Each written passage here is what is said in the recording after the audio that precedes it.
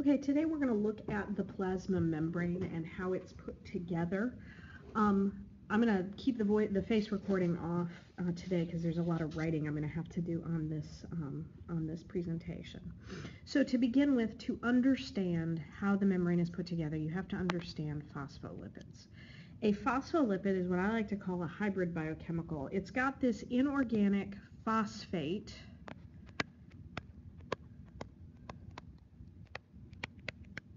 here, and then it's got these two lipid tails.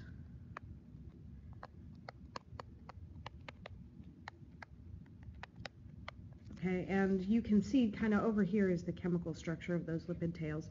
And those are fatty acids, just like you're used to seeing, basically. So those are lipids in the traditional sense. Phospholipids have these opposite ends, like you're seeing. And it's important to know kind of why they exist like this, because the phosphate end, you'll notice there's a negative sign in here. The phosphate end is polar. And because it's polar, the rule is polar things like to be around other polar things, okay? And non-polar things like to be around other non-polar things. So it's kind of the like prefers like rule, right? So the phosphate end of this phospholipid is polar.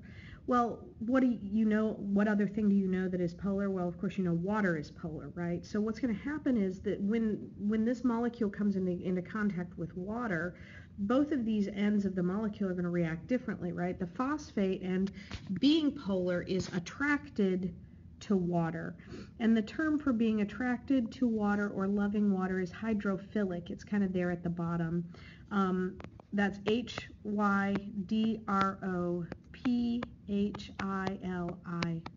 hydrophilic, which literally means water loving, okay?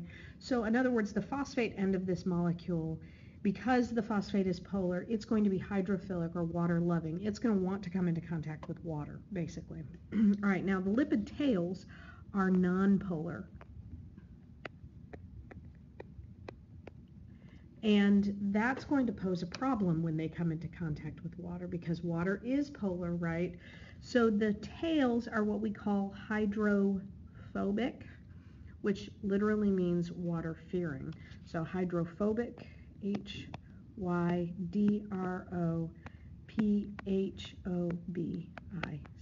okay, hydrophobic. So the tails are hydrophobic, water-fearing parts of the molecule. So this leads us into a discussion then of why do we need a bilayer, right? Why is this bilayer important? So we know that these little phospholipids that I've drawn are two-sided, okay? Unfortunately, if we had a layer like this of phospholipids all around a cell, the water on the outside of the cell, so if this were the outside of the cell up here, there'd be water all along the outside of the cell, right? There's water everywhere. This would be an okay arrangement. The problem is that inside of the cell, there is also water. So there's water inside and outside of the cell. Well, if that's the case, if you have water inside and outside of the cell, then you're going to have a problem, because this water is going to come into contact with these little lipid tails, okay? So to deal with the fact that there's water inside and outside, what the phospholipids do is form two layers like this to form what we call a phospholipid bilayer. And this phospholipid bilayer surrounds the entire cell, and that's what the membrane is made up of, is these little phospholipids. Now again, it's a bilayer because you have two layers. Here's layer 1, here's layer 2, okay, and remember bi means two, so you have two layers of phospholipids. This is a phospholipid bilayer, is the base structure for the plasma membrane. Now, of course, that's not all there is to the structure of the plasma membrane, right? There's more to it than this, so there's a little bit more to the story. The plasma membrane has what we call a fluid mosaic structure. This is the fluid mosaic model of the plasma membrane. All right, so one of the plasma membrane's properties is that it is fluid, which means its molecules move. Oops, that should be a C. Okay, the molecules of the fluid mosaic model are constantly moving. So all of these little phospholipids in here, in both layers, layer 1 and then the layer 2 at the bottom, they're constantly shifting around. Imagine you're standing at the top of a stairwell, say in an airport, and you're looking down and you're seeing a crowd in the airport. You can imagine how that movement occurs, right? You're seeing people shifting past each other the same way that you would see these phospholipids kind of moving around, shifting past each other. So that's the fluid part. This term mosaic is just like a mosaic in art class, where you take usually like little pieces of tile or sometimes little pieces of paper and you arrange them into an overall picture, right? So there's individual pieces that make up an overall picture. That's what's going on with this fluid mosaic model. You've got all of these little individual phospholipids here. These are the phosphate heads of all the phospholipids, right? But you also have other components that are put together to make it a whole membrane. One of the things that you have is cholesterol, and cholesterol's purpose is to keep the membrane fluid, okay, so to keep the molecules still moving. If cholesterol were not present in the membrane, what would happen is the membrane would solidify in cold weather. So you'd step outside in the cold and it would kind of be like what happens if you stick olive oil in the fridge, where it kind of solidifies. The fluid nature of this membrane is really important because it's what's going to allow it to carry out its function. So you have to have this fluidity. You have to maintain the fluidity, and cholesterol maintains that fluidity. The other thing you'll notice is there's a bunch of proteins. Some of them have holes, like tunnels that run through them. This is a channel protein. Here's another one right here. Some of them don't have holes. Some of them are what we call peripheral. They're either just kind of stuck on the inside, or some of them might be peripheral on the outside. And you know, the proteins have different purposes in the cell, but they usually serve some sort of function. Then you also have sometimes some lipids stuck in, and some what we call glycoproteins. These are some carbohydrates attached to a protein. Essentially, you know, these have various functions. A lot of it has to do with anchoring the cell in place, so that it's not free floating around the body. And also notice that on the inside, these proteins are often attached to the cytoskeleton. So on the inside of the cell, this is the outside, and if this is the inside, here's the cytoskeleton here. And a lot of these proteins are attached to the cytoskeleton for transport.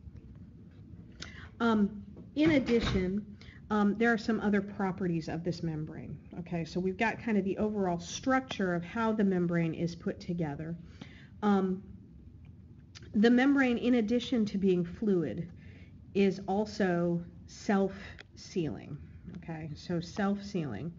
In other words, you'll see pictures kind of with, well, like when we did endosymbiosis, right, where we see a membrane kind of reaching out to grab something, right?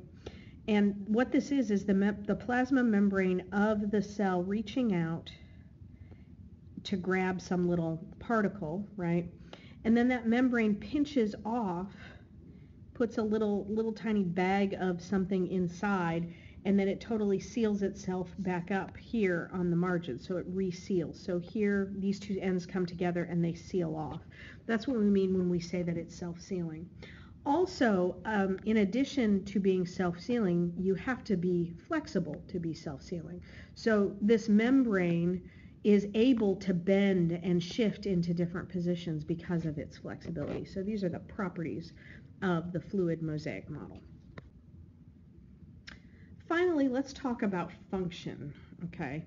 One of the things, if you look up plasma membrane in a textbook, the plasma membrane in a textbook will say that the plasma membrane's function is to maintain homeostasis, and it does that through transport. This is because it is selectively permeable. Okay, selectively permeable. Permeable means that things are allowed to pass through. Okay, so as these little phospholipids are shifting, small molecules like water can fall right through. Okay, that's part of its transport function. Okay, permeable means things can fall through. Selectively means that only some things are capable of coming through. So it's got to be a small enough molecule that it can slide through the membrane. Okay, so that's one purpose, maintaining homeostasis through transport. And some of these protein channels, you can imagine, are going to help with transport. There are some other kinds of proteins that will help with transport as well. So when we say we're maintaining homeostasis, again, we're maintaining the balance between the inside and the outside of the cell. So you're maintaining the water balance, the salt balance, the sugar balance, etc. Remember also, though, that we said some proteins are there for the purpose of signaling, right? These are what we call receptor proteins, receptors. And then some of them are for marking the protein or marking the cell. So you might have some of these things that are sticking off of the top as markers, okay? And remember,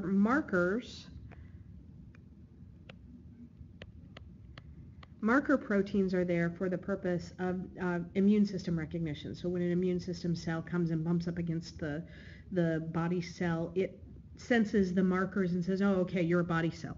You belong here because you have the correct marker on you. So it allows the immune system to recognize a cell that belongs there versus one that's invading. So that's for self-signaling. So marking and then receiving. So when a hormone, for example, comes into contact with a cell, if it matches the receptor protein, it can go into the cell. The other thing that the plasma membrane does is excretes waste. Very important function because you don't want waste building up into the cell. But then also structure, anchoring, and support. The proteins, remember, are attached to the cytoskeleton and often attached to the outside of the cell as well are another series of proteins that kind of come along, and all these little glycolipids and glycoproteins that you see here can attach to some other proteins like collagen on the outside to kind of anchor and support the cell and keep it in place. So all of these are kind of important functions of the plasma membrane.